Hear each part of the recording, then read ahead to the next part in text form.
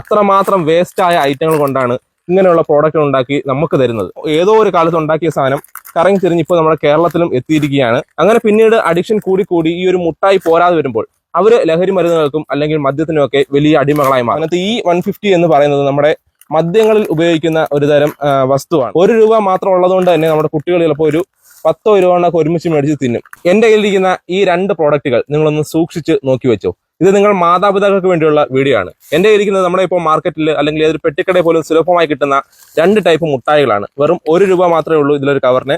ഒറ്റ നോട്ടത്തിൽ ഇതൊരു കൊക്കക്കോള കമ്പനി ഇറക്കിയിരിക്കുന്നതാണ് നമുക്ക് തോന്നും. പക്ഷേ ഇത് കൊക്കക്കോള കമ്പനിയുടെ അല്ല. ഇത് കോള ജ്യൂസി ഫ്രൂട്ട് ബോൾസ് എന്നാണ് ഇതിനകത്ത് എഴുതിയിരിക്കുന്നത്.